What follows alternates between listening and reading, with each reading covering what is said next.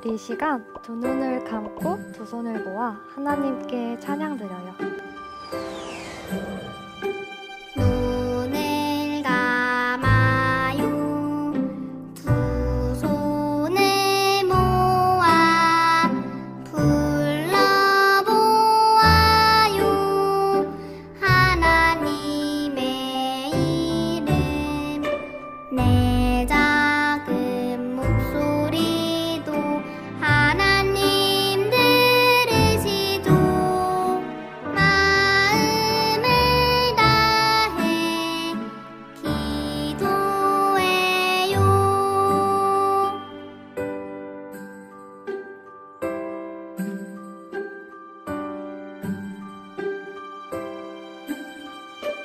눈을 감아요. 두 손을 모아 불러보아요.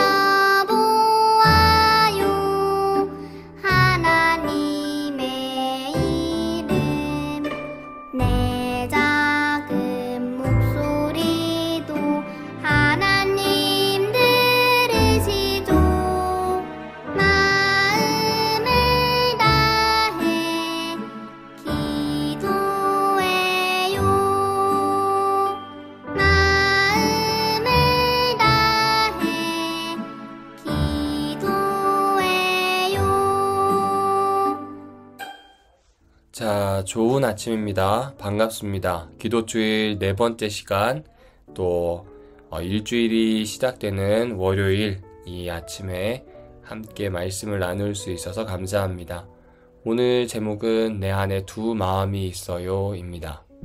여러분, 이 질문과 함께 시작을 해보고 싶네요. 내 안에서 서로 싸우는 두 마음은 무엇인가요? 아마 우리 친구들은 이미 경험해서 잘 알고 있을 거예요. 어떤 일을 결정하려고 할 때 두 마음이 들어서 갈팡질팡할 때가 있습니다. 하라고 하는 쪽과 하지 말라고 하는 쪽, 선하게 하라는 쪽과 악하게 하라는 쪽, 내 이익을 챙기라는 쪽과 법칙을 지키라는 쪽, 늘 이 두 마음 사이에서 갈팡질팡할 때가 있습니다. 오늘은 바로 그 이야기를 해보려고 합니다. 첫째 날 우리 하나님께서 오래전에 우리와 인연을 맺기 위해서 준비하셨다는 사실을, 그리고 우리에게 영원한 세계를 보여주고 함께 살아가고 싶어 하신다는 사실을 둘째 날 확인하였습니다. 셋째 날은 이렇게 하나님의 계획이 좋음에도 불구하고 장애가 되는 요소가 바로 죄임을 확인해 보았습니다. 그 죄라고 하는 것은 다름이 아니라 우리 하나님과 사이를 벌어지게 하는 욕망이었습니다. 오늘 이 네 번째 시간에서는 그 욕망이 무엇인지를 한번 확인해 보려고 합니다. 자, 그러면 오늘의 그림 같이 볼까요? 파테르 브레헬의 거지들이라는 그림입니다. 그러네요. 거지들이 나옵니다. 그쵸? 이 거지들의 모습이 조금 남다른데요. 어떻게 다른지 한번 생각해 볼까요? 우리가 생각하는 일반적인 거지들보다 몸이 좀 많이 불편해 보이는 상황입니다. 그리고 또 뭐가 있을까요?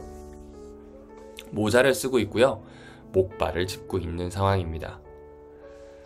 이 그림을 보면 다음과 같은 걸 확인할 수 있습니다. 일단 이 거지들의 머리를 한번 보세요. 다 모자가 씌워져 있습니다. 그런데 이 모자는 그 당시의 신분을 나타냈다고 합니다. 빨간색 모자는 왕을, 그리고 하얀색으로 된 이 모자는 귀족을, 약간 구겨진 듯한 이 모자는 농부를, 그리고 빨간색으로 깃털이 달려있는 이 모자는 군인을, 그리고 하늘로 향해 뾰족하게 솟아있는 것은 성직자를 나타낸다고 합니다. 그러니까 모든 계급의 사람들이 절뚝절뚝하고 있는 상황이네요. 목발을 짚고 다리가 잘려서 정말 불편하게 지내고 있습니다. 그리고 모두 서로 다른 방향을 보고 있습니다. 브레헬은 왜 이런 그림을 그렸을까요? 이 그림을 그리게 된 이유에 대해서 사람들은 이렇게 이야기합니다. 그 당시에 있었던 유럽의 속담인 거짓말은 목발을 짚는 것처럼 절룩거린다를 표현한 겁니다. 그렇습니다. 모든 계급의 사람들이 거짓말을 하고 있다는 풍자 그림이 바로 이 거지들이라는 그림입니다. 그리고 우리 이 친구들이 보기에 이 사람들에게 꼬리 같은 게 붙어 있죠? 누구의 꼬리인지 아시겠어요? 여우 꼬리입니다. 겉과 속이 다른 사람의 모습, 위선적인 모습을 상징합니다. 군인도, 귀족도, 왕도, 농부도, 성직자도 모두 겉과 속이 다릅니다. 여러분은 어떠신가요? 여러분과 저 역시도 겉과 속이 다르게 행동할 때가 있습니다. 어떨 때 그렇게 행동하나요?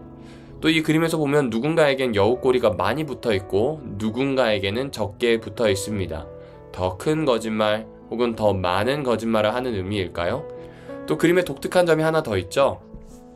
바로 뒤에 온전한 다리를 가지고 서 있는 사람입니다. 이 사람은 그 당시에 수도사의 모습을 그대로 그렸다고 하네요. 그러니까 교회 다니는 사람입니다. 그런데 목발을 짚지도 않고 있는 이 사람은 다른 사람을 보지도 않습니다.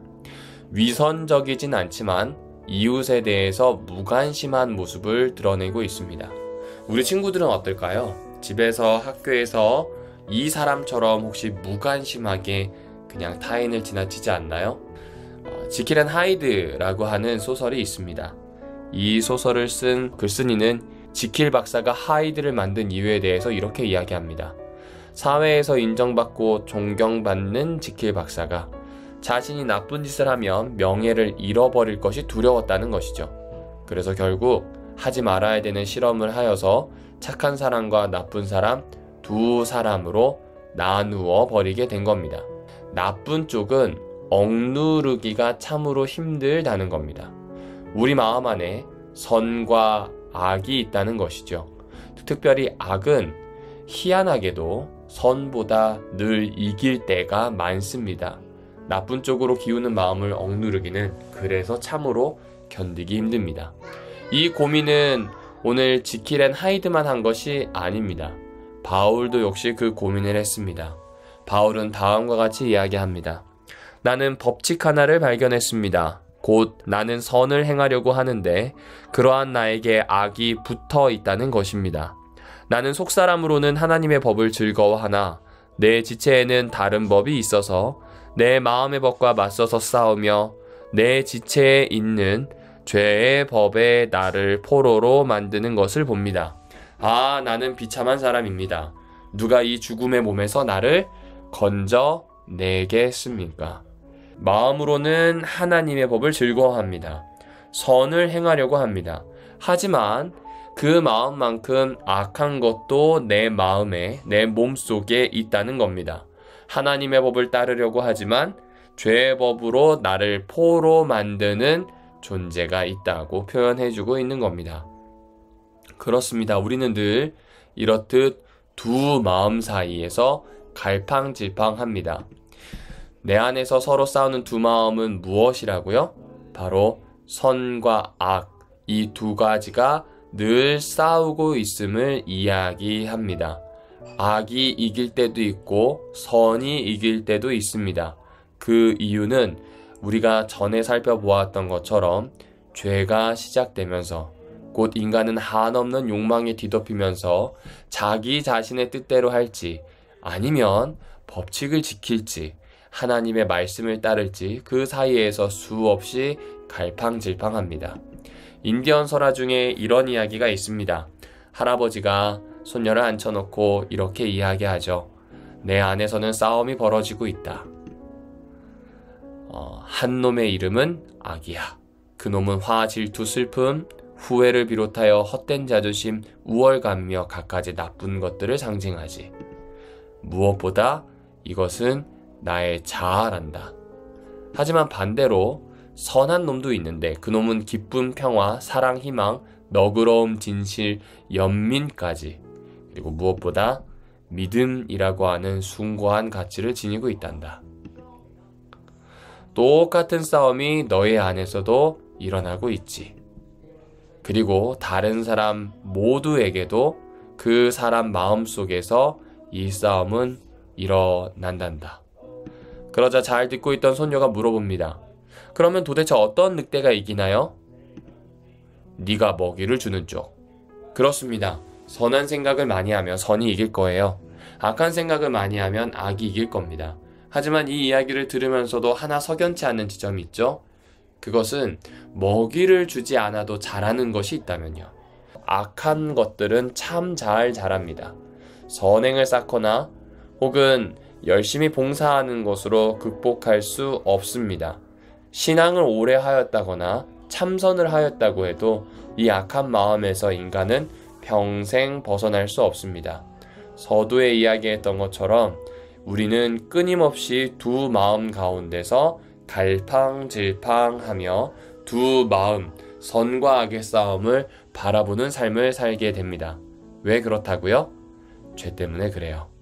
죄의 한없는 욕망이 우리를 지배하면서부터 그 욕망대로 살지 하나님의 뜻대로 살지를 매번 고민할 수밖에 없다는 것입니다.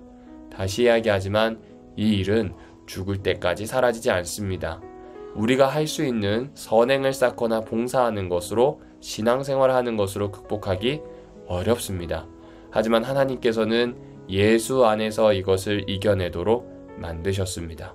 우리 다음 시간에 그 이야기를 살펴볼 겁니다. 사랑하는 별내교회 어린이 예배 여러분, 우리 안에 두 마음이 있습니다.